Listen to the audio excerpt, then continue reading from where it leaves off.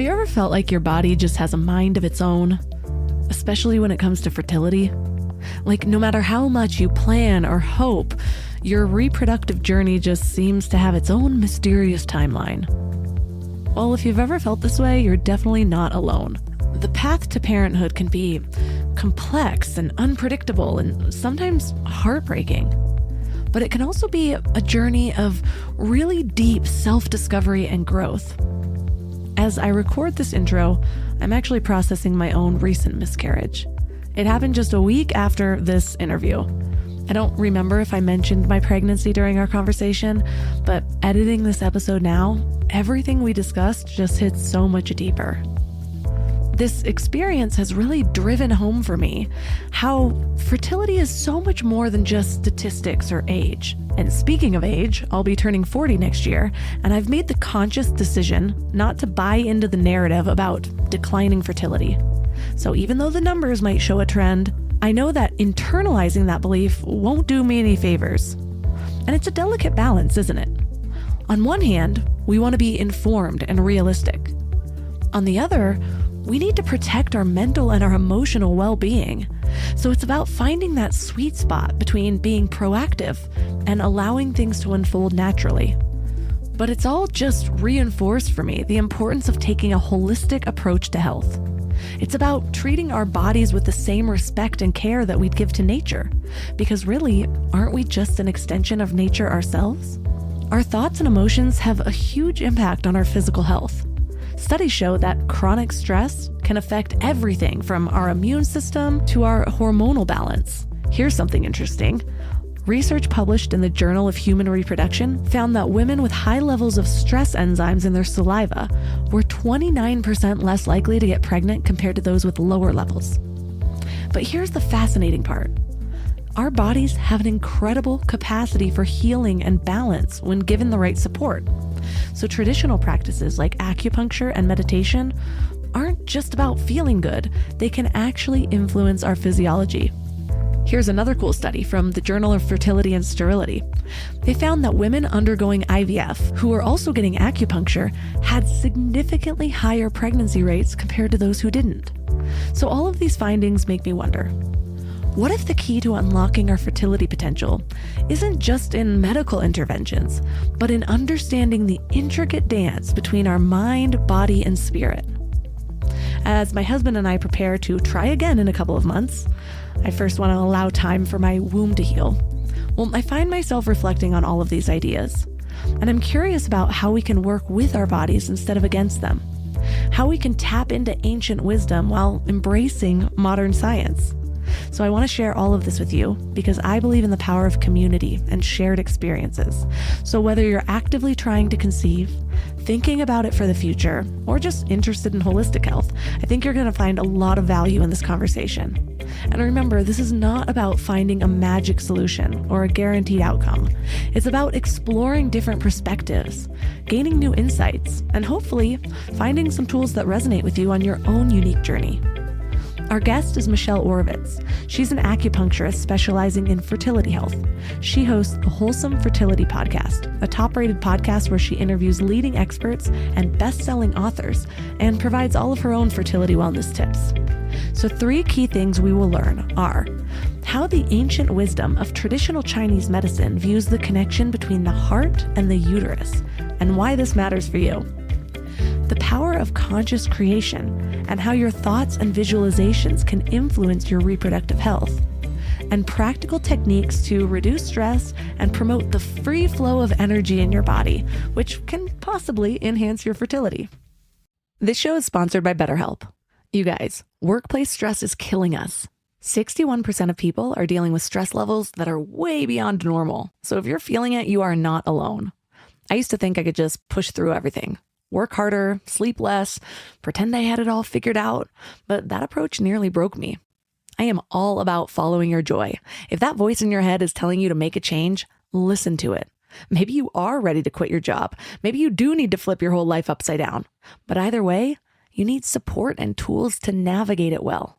And that's where therapy comes in.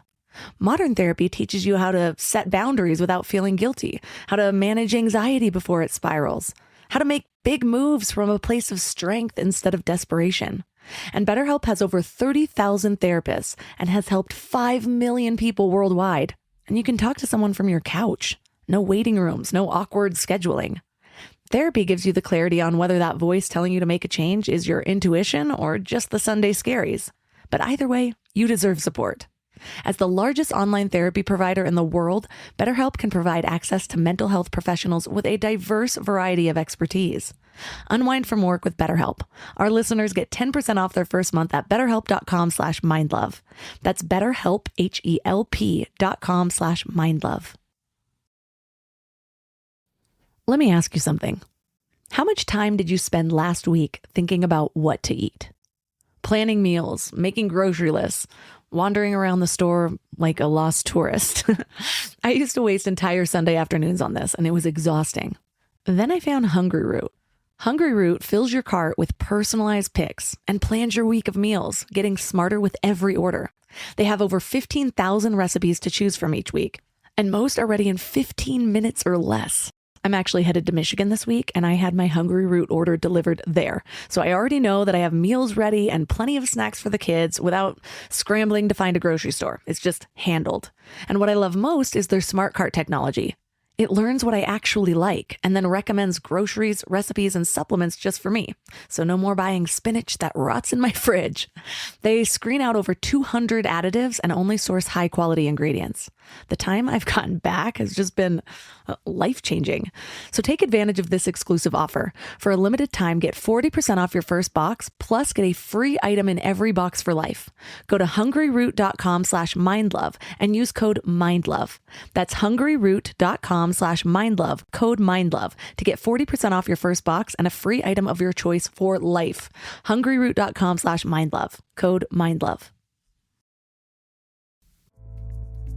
There are so many different things that can impact fertility, including environmental toxins and endocrine disruptors.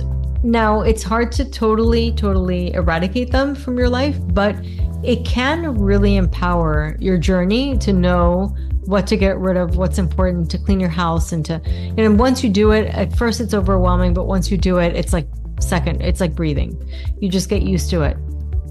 So there are definitely like so many different aspects. Unfortunately, we do have like a bit of an uphill battle now because of the environmental toxins and all the chemicals that we're exposed to.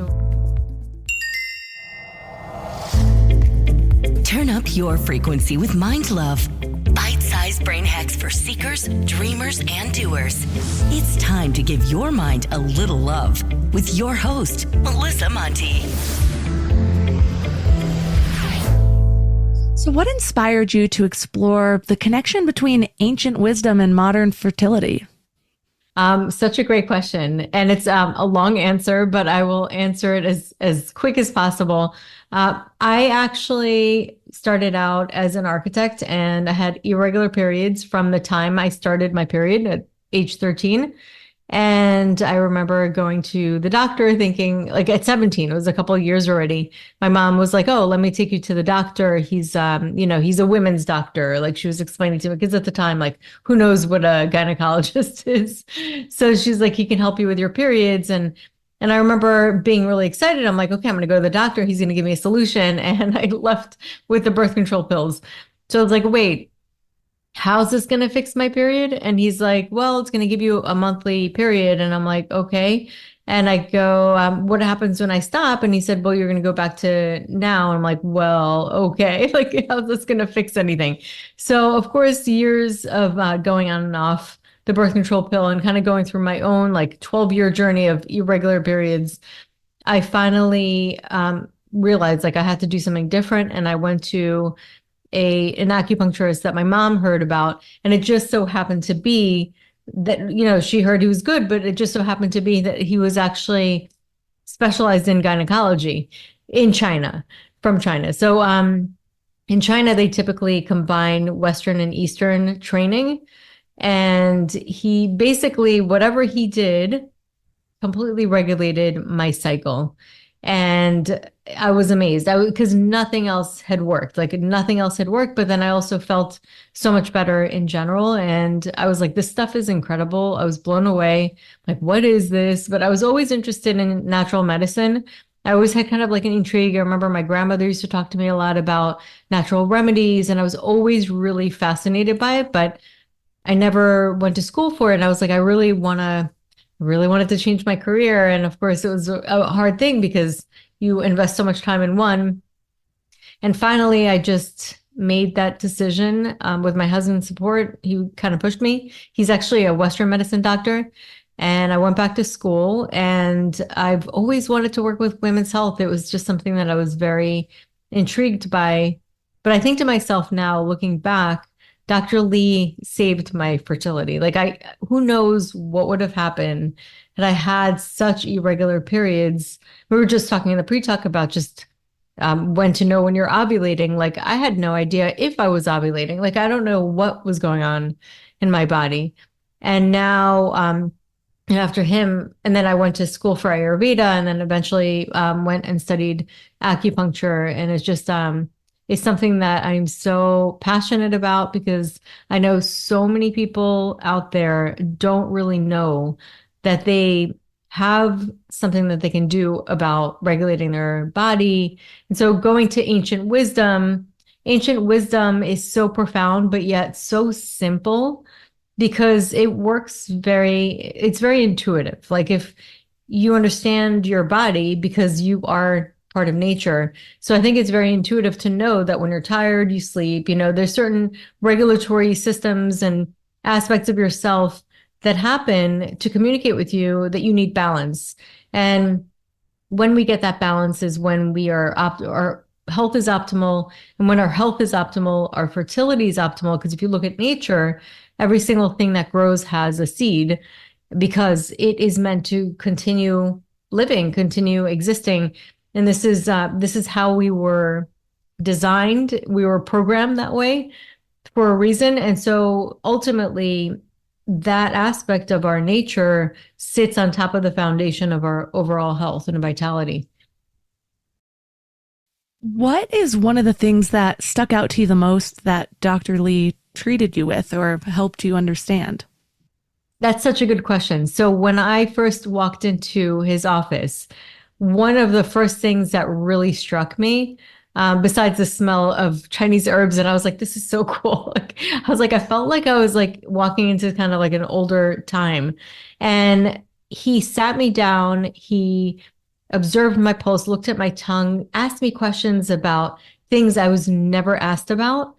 And I felt like, wow, I felt almost like I was, what's the word? It's almost like every aspect of my being was acknowledged. And it was really cool because I was like, wow, like he's asking me all these questions. And the more he asked, the more I wanted to tell him, like, but I have this, and what does that mean? And I have this, I noticed that. And so the more he asked, the more I wanted to I thought about and just like the subtleties of my life and how I felt and my dreams. And these are the kind of questions he asked. So that I thought, was really intriguing. And then when I told him about my menstrual cycle, he said for a woman, the menstrual cycle is very, very important for her health. He said for a woman's health, and it reflects a woman's health. So I remember thinking, wow, like nobody's ever told me that. Nobody ever told me that my menstrual cycle can tell people or any kind of practitioner a lot about my health. I know a lot of friends who struggle with things like endometriosis, PCOS. So what should they be concerned beyond what their doctors are telling them? So the way I see it is it's almost like different languages, all the different types of medicine, they just understand different languages. They have different tools. So yes, Western medicine could be really amazing at diagnosing through blood work and like really looking and ultrasounds and like actually being able to view the body in a way that we've never been able to through technology, which is why I actually see it as one piece of the puzzle that is a very important piece. I think that we should all work together. So that aspect's amazing. My husband actually happens to be an ER doctor, and had it not been for like, EKGs and all the different things that they have and all these tools, like people wouldn't be able to be saved. I mean, there's incredible benefits to that.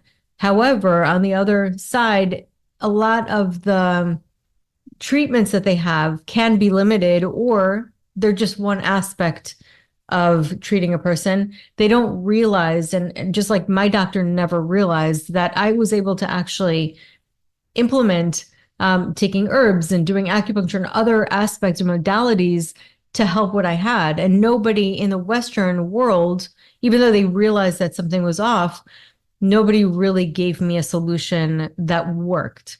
So there are many different aspects and many different ways to look at the body and many different perspectives. And it's almost like a language and culture and just a different, also time that we understand the body. Ayurveda also looks at the body. It's kind of like ancient wisdom as elements, but in a different way than Chinese medicine. So I do think that you can benefit from having as many different perspectives as possible.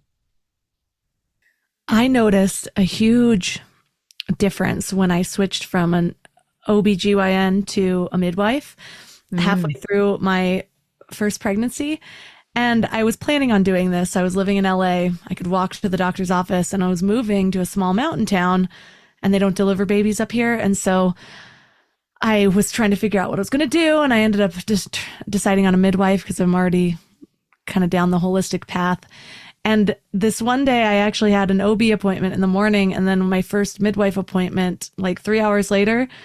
And just the difference in the questions. And I will say the OB that I had was actually really good. She had great reviews, and I was pretty impressed because I'm very skeptical with many doctors. I've just had some bad experiences from the time I was young when my dad had cancer and was being treated and not well and all of that. So I go in with a little skepticism, but I was impressed by her. But then even then, seeing the midwife and actually asking, like, what's my movement like on a daily basis? What does my diet actually consist of? I'm like, see, even a doctor I thought I was impressed by, this steps it up a level. But it's different training and understanding, even going back to understanding, okay, well, where is each of these people getting their education from? When's the last time they had to dive into this? Like, what is their primary concern? And that can help you align with what's important to you when you're looking for a health practitioner. But I totally agree with the diagnostics in one. A lot of times I'm like, okay, there's something off. Let me go figure this out over here. Okay, what did you say that was? All right. And then I just ignore the treatment protocol and go somewhere else to figure it out. Yeah. I mean, it's important to get all of the information so that you can make an informed decision. And I do think it's great that you are a critical thinker, because it's really important to really like look into everything and question everything. I really do think so, because not everybody knows everything, and not everything that people tell you or predict for you is true. And I've seen that a lot. I mean, I can't tell you how many times in my practice I've had people being told that they cannot have babies, like with absolute, like, the confidence that they cannot have babies with their own eggs. And they go on to have not just one, but 2 healthy pregnancies. So naturally.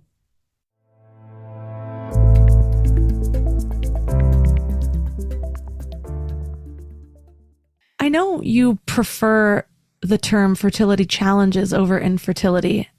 Why is that?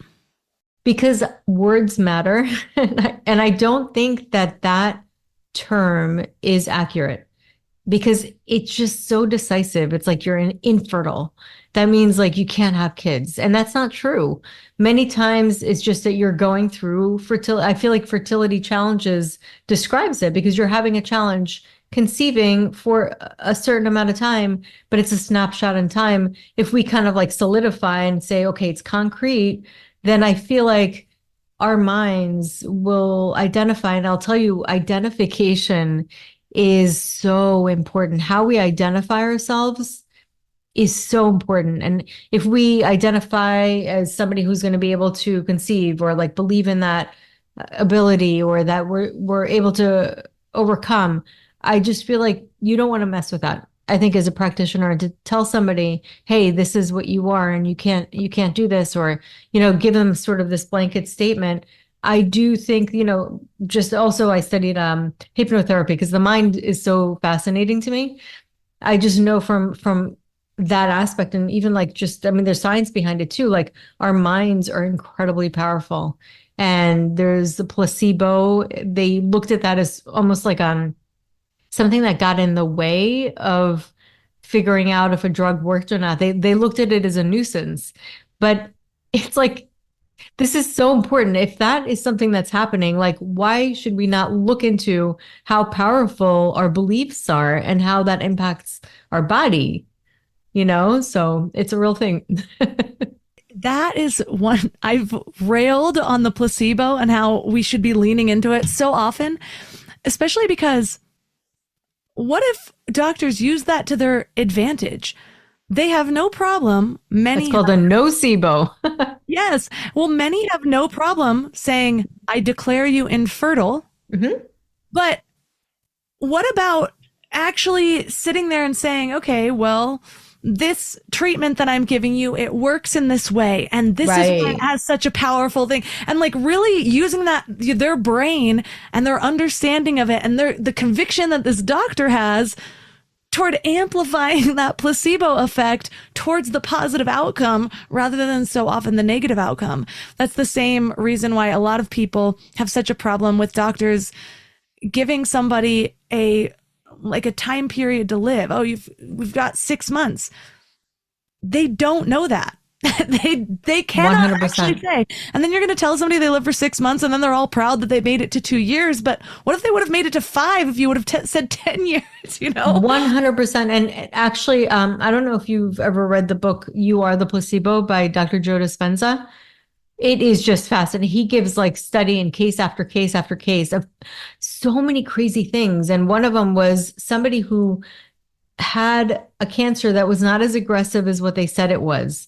And it was a cancer that is very survivable, but they misdiagnosed it.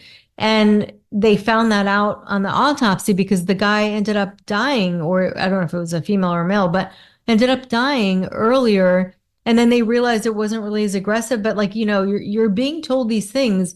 It absolutely has an impact on your body. So something like fertility issues, where's the first place someone would start to look to identify the root cause? So I always recommend finding a practitioner, like a doctor at first, to do the labs, like take advantage of the technology that's out there. I would say, I mean, some people go to the OB, and I will mention the OB they're limited because they're really focused a lot on pregnancy. And so fertility is not really their absolute focus. It's one of their focuses. But if you really want to get a focused one, go to a reproductive endocrinologist, and they will do all the tests to see what's going on when it comes to fertility, like specifically reproductive, for both the man and the woman, both, because sometimes they'll just focus on the woman and they won't focus on the sperm. And it's important to look at both because obviously they're both important. So that I would say 100% look into. That being said, get a couple of opinions if you can, because sometimes you'll get like one opinion and then you'll get sort of you can't do this with your own eggs or whatever comes out. Take that, kind of put it aside, go to another person and see what they say, because sometimes they'll completely disagree with the first. And also listen to your intuition, because you do feel like something rings true or doesn't ring true. And there's kind of like a no in your body, like, this doesn't really feel right. I felt like that when I first was told that with my menstrual cycle. So I definitely say, take advantage of what Western medicine provides, which is great information on labs and that kind of thing. And then start to look into maybe natural practitioners like acupuncturists, naturopathic doctors. It is important to kind of have a bit of both. If you are just trying to, save money and you wanting to just be in the research phase, definitely still go to the doctor, but get a book called It Starts with the Egg. And that really explains a lot of information. It gives a lot of information. People benefit from that. Listen to podcasts on fertility because you can get a lot of information. But beware not to go down the rabbit hole because that can also impact your psyche. Oh my goodness. I remember going down the internet rabbit hole and convincing myself I had cancer at one point. And oh man, I want to say that I wish I didn't do that, but this was actually at a time where I was really trying to heal from my eating disorder. I had bulimia for a long time, and I would make progress and then kind of backslide, and I just couldn't get it to stick. And so that dark deep dive scared the crap out of me, and it was such a big turning point though. So I'm like, all right, well, sometimes it's for the best. I didn't end up having cancer, thank God. But thank God. It got me to make some really big changes that were so emotionally charged because I was so convinced for like 24 hours.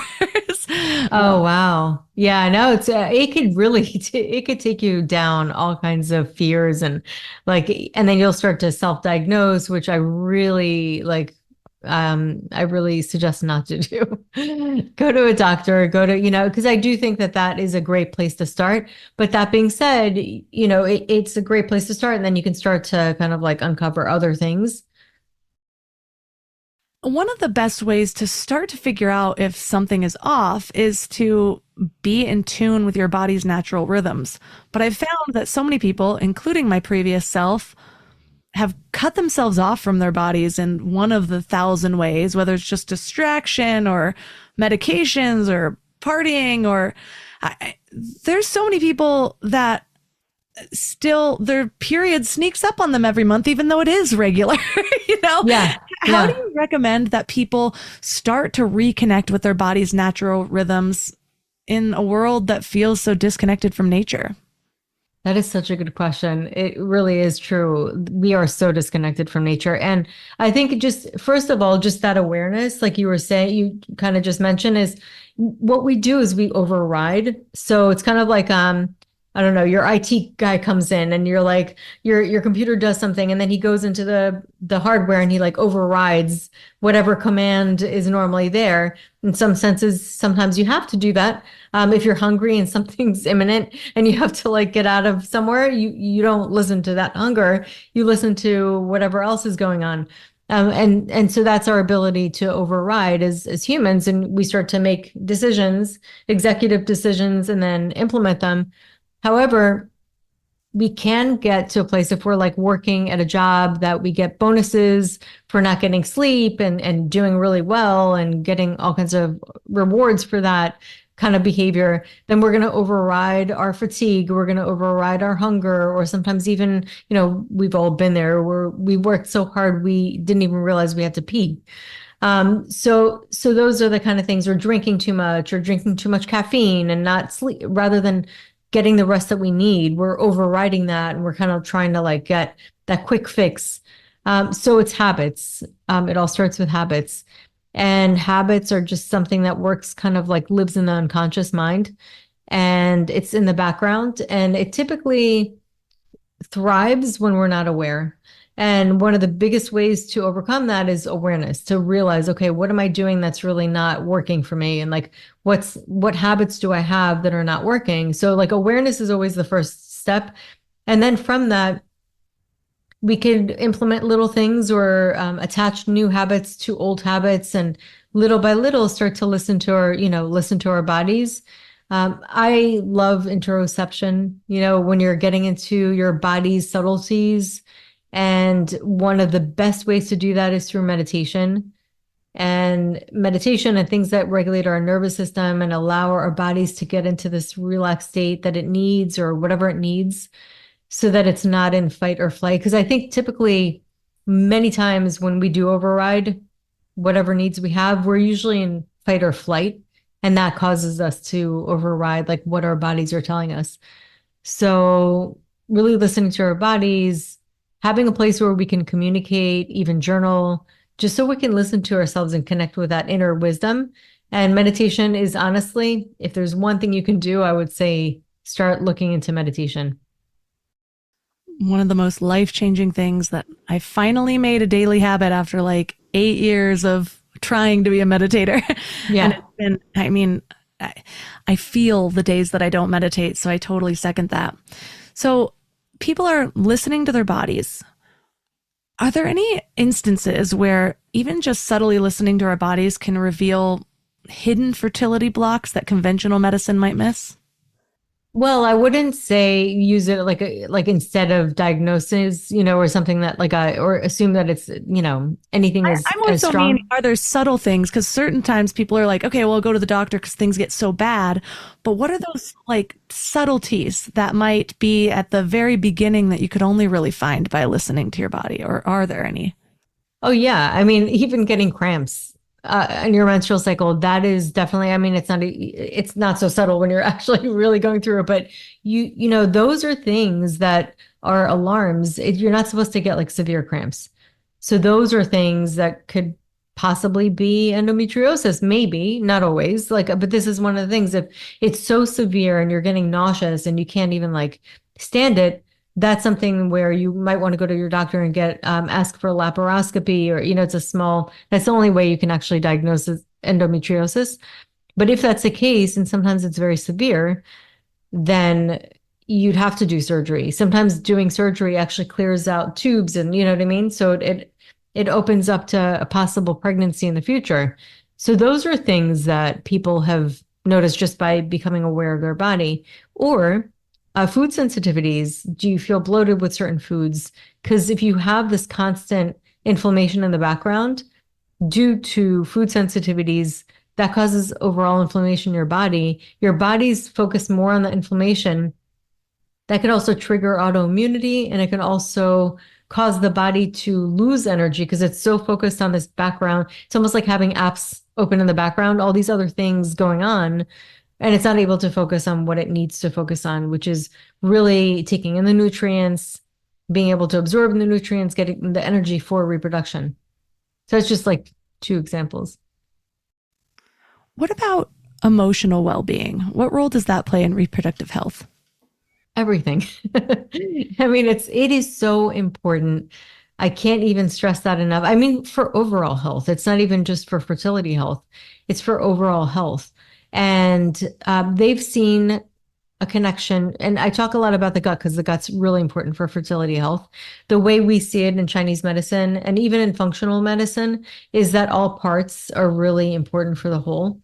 So gut health actually is very, very important for your fertility health. It helps with absorbing nutrients, which helps with qi and blood in Chinese medicine. So there have been studies that have shown that there are certain types of mental conditions or disorders, such as bipolar, even ADHD, things that aren't as like severe, or major depression, so it goes from severe to not as severe, but there's correlation with that and your gut microbiome, which is pretty crazy. So another thing is, so yes, you could work on it from a physical standpoint to impact the emotional, but it's vice versa too. There's been studies on Tibetan Buddhists, monks, who meditate hours and hours a day. And they basically tested their microbiome and their neighbors' microbiome. They eat similar foods, drink similar, like same water. And the only difference is they just don't have that lifestyle of meditation. And they found that the Tibetan Buddhists had a much more enriched microbiome. And they're linking it with the meditation because that's like the only major difference in their lifestyle. So that's just one aspect of how your emotions can impact your body. But when we're feeling stressed and cortisol rises, that competes with progesterone, which is a very important hormone for menstrual cycle and definitely for getting pregnant. So for sure. And also your nervous system, which I love to talk about. When we're stressed, we get into parasympathetic mode. And what happens with parasympathetic mode is that our blood will go to our limbs, basically, so that we can either fight or run. And when that happens, where do you think it's leaving from? Your internal organs, because at that moment, survival is always going to be a priority for the body, not your well-being in other ways, because you have to live, you have to continue living. So it's going to prioritize survival. The thing is, we're not really an imminent threat most of the time that we're in the sympathetic mode.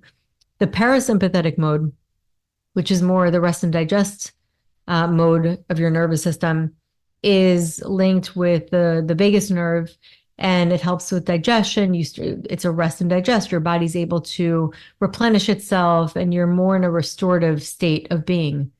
So yeah, emotions definitely can impact that. I can't remember where I learned this, but it's something that stuck with me, and I feel like it actually really helps my relationships. But someone had told me to focus on my heart when I'm in an argument. And I kind of added another element to that, where I actually picture my heart opening, and I think to myself, like, can I feel expansive there? Can I connect in this moment from the heart? And it changes the way that I show up in an argument. I remember talking to someone, an NLP practitioner, who talked about how when you're in an argument, or when you're anxious, or have any of those emotions where you get really narrow focused, to just bring your arms out to the side and wiggle your fingers. And that way it'll bring your attention to the periphery, and it just sort of disperses that narrow-mindedness. So I think I kind of made up my own technique and took multiple things that I learned, and instead like dispersed the energy across my chest through my heart, trying to connect from that space. But it'll soften my response by like 90%. Oh, totally. And you're going to have a lot less cortisol and like adrenaline in your system, I'm sure. So a little tip for those of you out there, try it. It is life-changing. And the thing is, it's not just about the other person. Oh, because you can get in your head and be like, well, this person doesn't deserve my softness right now. Yes. But feel better doing it. We convince ourselves that it feels good to kind of stick with these hard emotions because somebody deserves our anger, but it doesn't feel good. We're the ones holding it. So totally. Yeah, no, it's reactive rather than you making the choice of what state of being you want to be in. How does the concept of yin and yang help us understand the balance for both the physical and the emotional health? So just think of homeostasis and what happens, when our like cortisol rises and it impacts the balance of the rest of the hormones. So emotional health is one aspect. You could look at like the emotional health with the yin and yang, or you can look at the yin and yang in your menstrual cycle and how you feel throughout the cycle. The first part of the cycle is more yin and your temperature is lower. And then the second part is more yang. So yin is more of an estrogen. Estrogen is more of like a yin hormone. It will produce more moisture. People will retain more water with estrogen. And then progesterone is more of a yang hormone, and your temperature increases in the second half, if anybody's ever done the BBT. That being said, you also feel different around that time.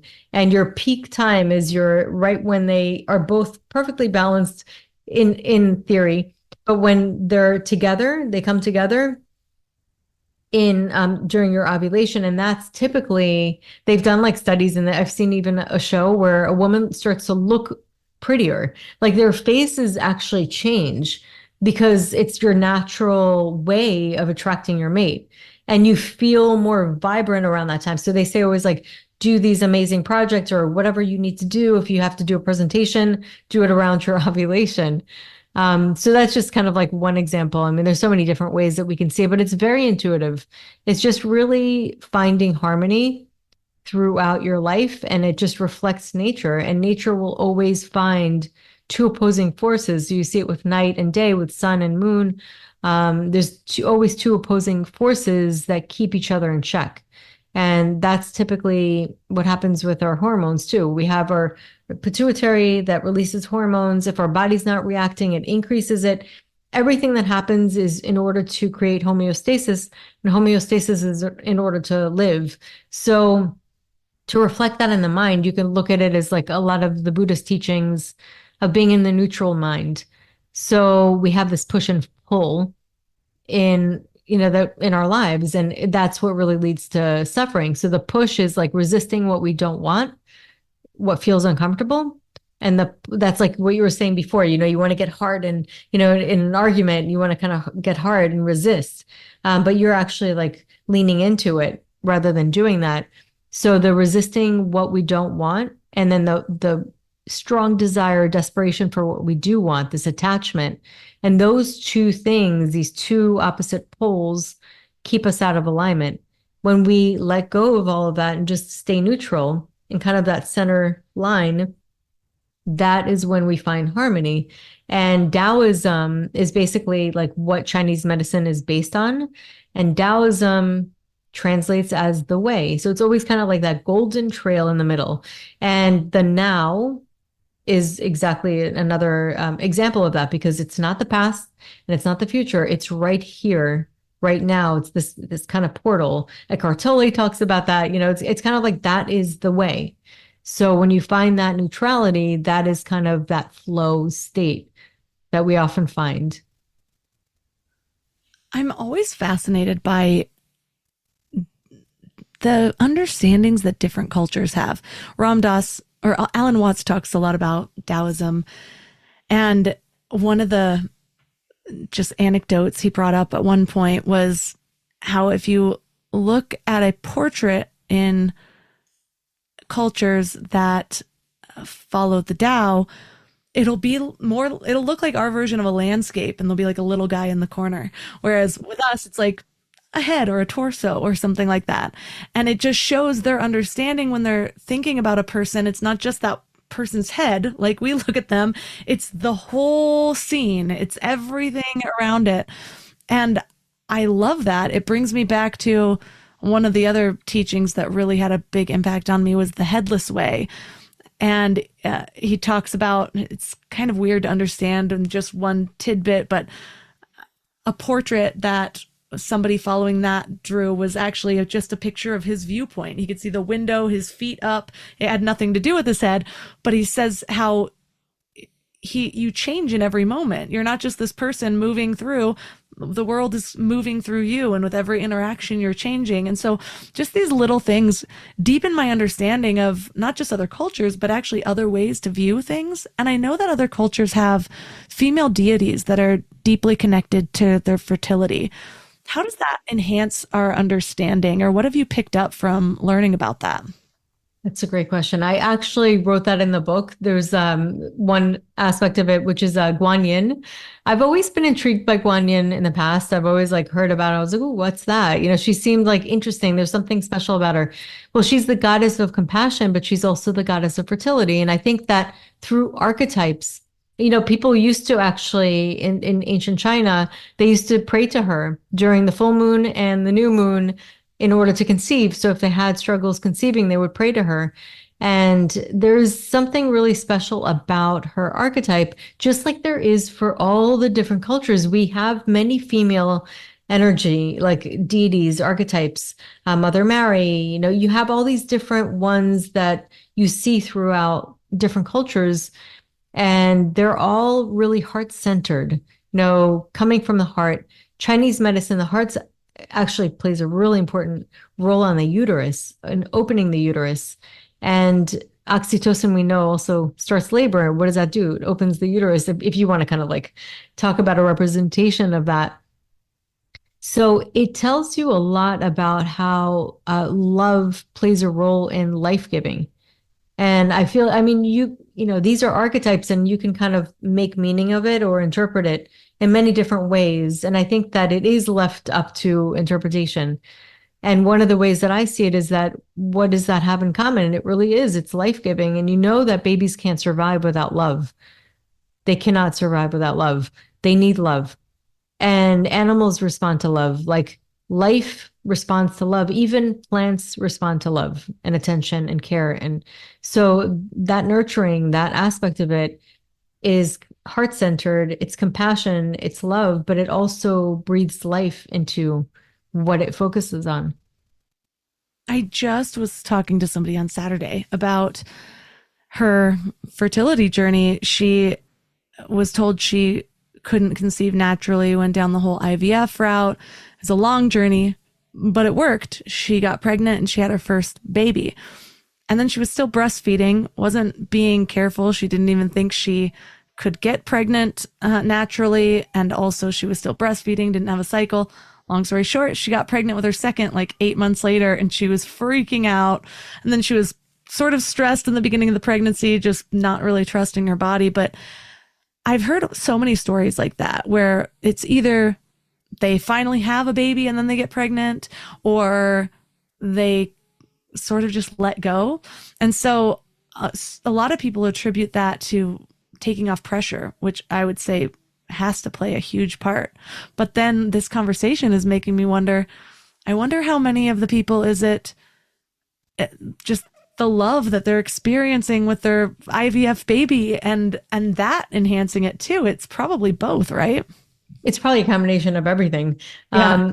Well, it's interesting because breastfeeding increases oxytocin, and oxytocin we know increases around ovulation and also increases around after orgasm. So like you wonder, it must be there for a reason. It must play a role on fertility as well as labor. But that's the beauty of it. Yes, we know a lot, but there's also such a mystery and we don't really understand. And what one thing that can work with one person might be slightly different for another person. Sometimes it's releasing like old trauma or something that somebody's been going through, and it's kind of like that full releasing, or like a belief that they have that because their mom was very submissive. As a mom, they have this resistance, like, am I going to be submissive when you hear all kinds of stories, and that's the beauty, I guess, of humans. We're all so unique.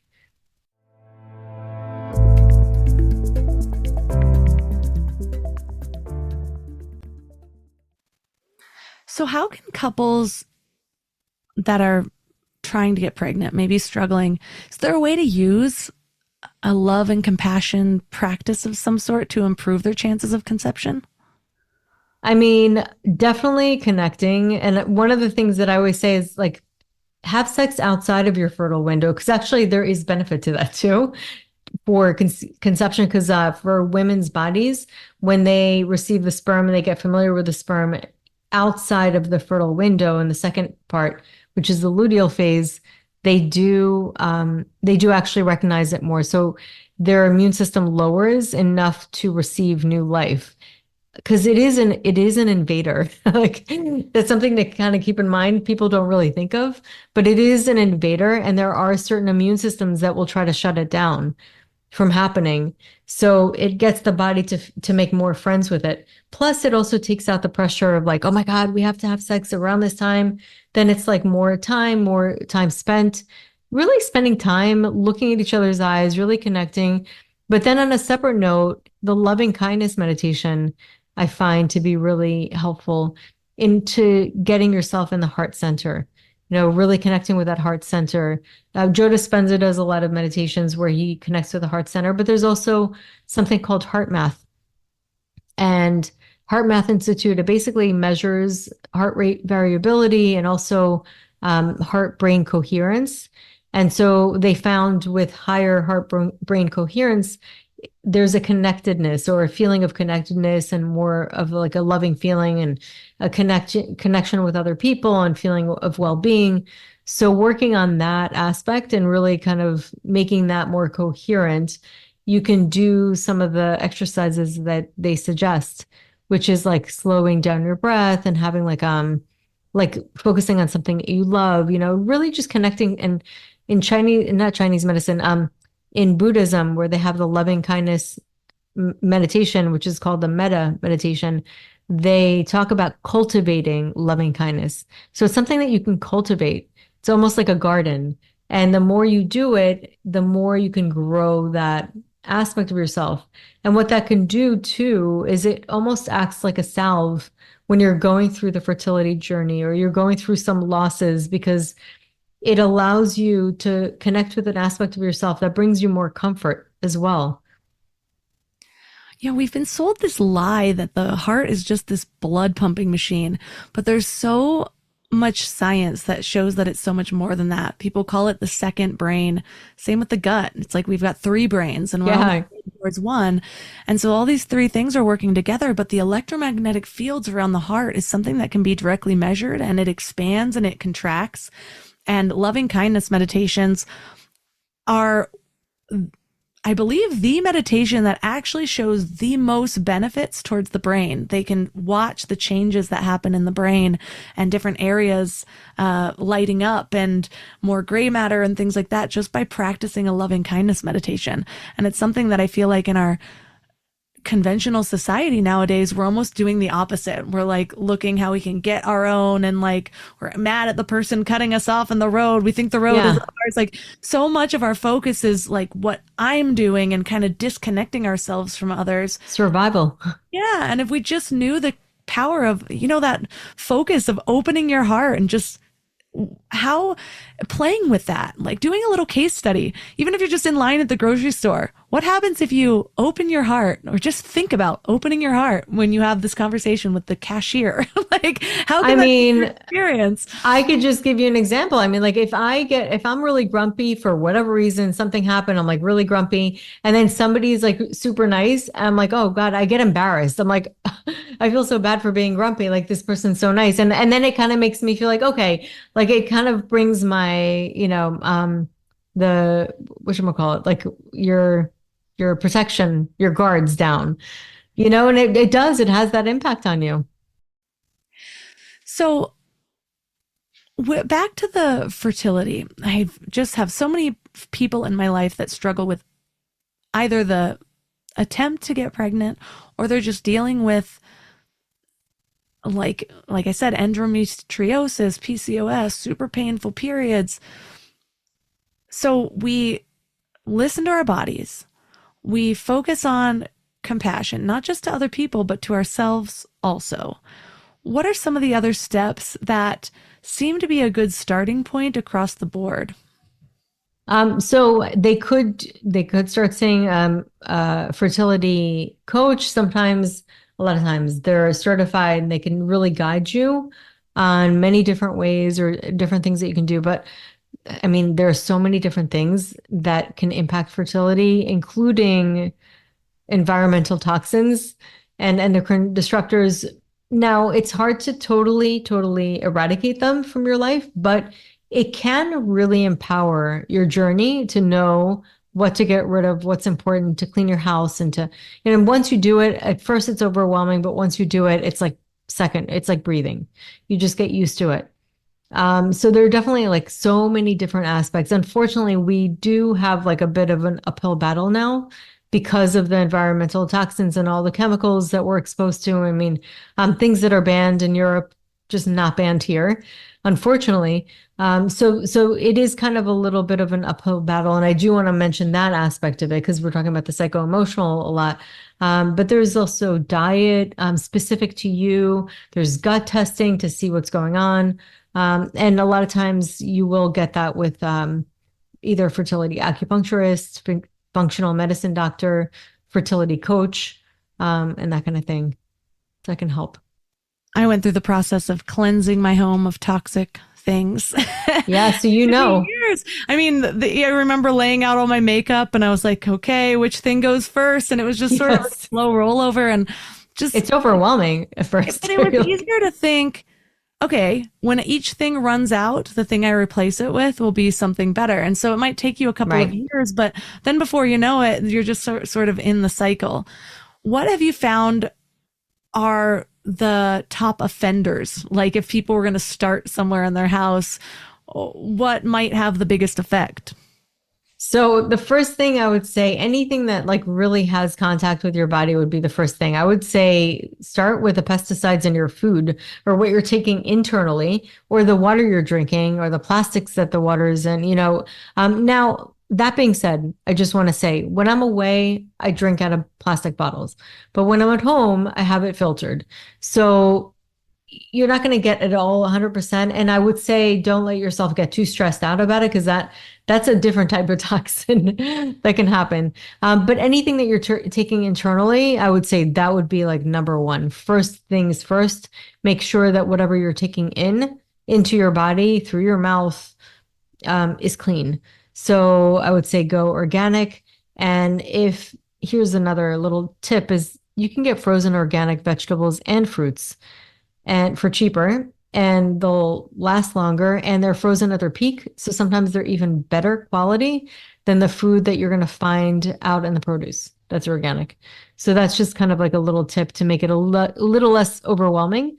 And then, so I would say definitely do the organic.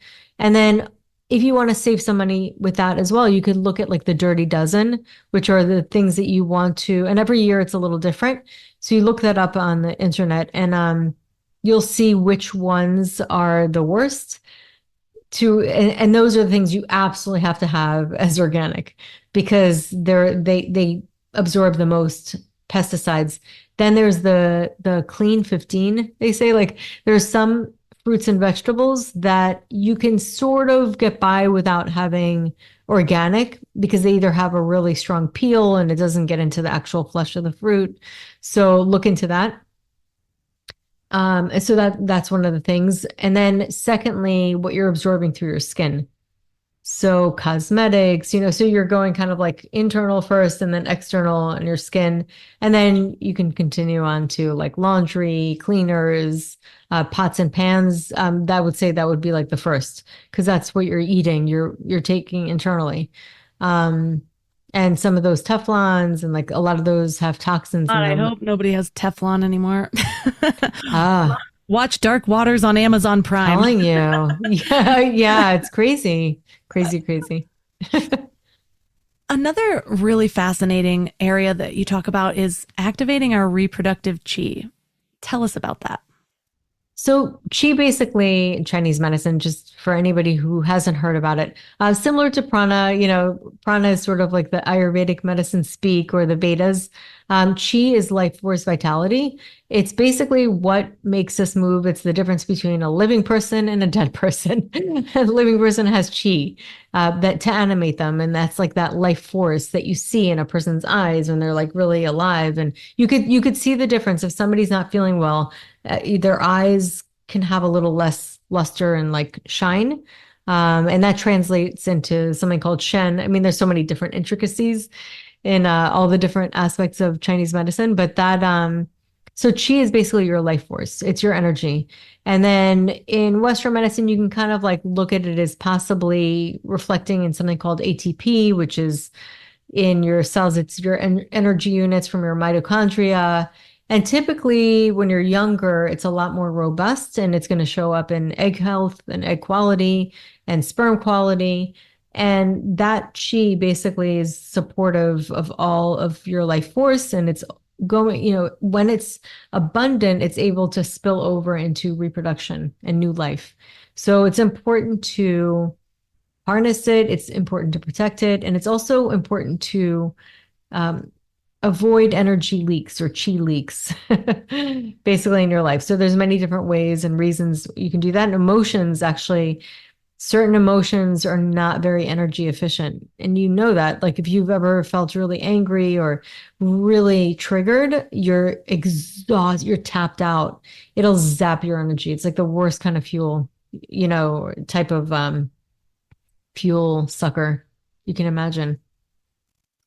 So we've covered so much ground, and really it comes back to so many of the topics that we've covered on this podcast come back to really understanding how to create a balanced lifestyle, how to get back to the basics, eating whole, healthy foods that aren't sprayed in chemicals, connecting your feet to the ground, connecting with some of those really high vibrational emotions and allowing yourself to connect to others with those, getting the right sleep. All the artificial lights that we're getting, trying to detox from that, at least at certain points in the day. And so listeners, if you're taking away something, that understanding is probably the most powerful thing that you can do for your overall life, whether it's for reproduction, for focus, for attachment. Like all of these things are connected because we are holistic beings. So I love leaving listeners with one thing to start with, though, so that it's not overwhelming.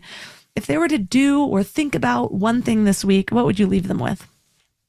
I would say walking in nature, like getting sunlight in the morning, that's something that it always has an incredible way of tuning us. So I would say try to think about ways you can spend time in nature and allow yourself really that connection, because it automatically impacts our psyche and our energy, our chi, everything. So for listeners that are interested in learning how to connect with you and your book, where's the best place to do that? Well, thank you. The easiest thing is to go to michelleoravitz.com. You'll find my Instagram there, which is at the Wholesome Lotus Fertility. You'll find my podcast there, which is the Wholesome Fertility Podcast, and my book, The Way of Fertility, which has a lot more detail, in-depth detail of really everything we spoke about today. All the links for this episode are at mindlove.com/371. Your challenge for this week is to go back to the basics. We should know these things, and it's so funny to me how few people actually do them. Walk in nature. You want some bonus points? Do it barefoot, in the peak morning sunshine. That way you're aligning your circadian rhythm, waking yourself up, just showing your body what's up. It doesn't have to be difficult. It doesn't have to be another thing on your to-do list. The best way to implement changes like these is to make it a part of your lifestyle. I'm the type of person who gets outside in the morning. I'm the type of person who moves my body. I'm the type of person who connects to nature. This is where lasting change actually takes place, is when you become the type of person who does this, rather than the person who just checks it off of your list. And if you need an accountability buddy, reach out to me on Instagram at mindlovemelissa. I would also love to personally connect with anybody else on a fertility journey. So please send me a message if this is something you're going for. We all need each other, don't we? You can find all of my amazing sponsors at mindlove.com/sponsors. And that's all for today. So thanks for giving your mind a little love today, and I'll see you next week. Thanks for tuning into Your Higher Frequency with Mind Love. Head to mindlove.com for a free gift to keep your vibes up until next week.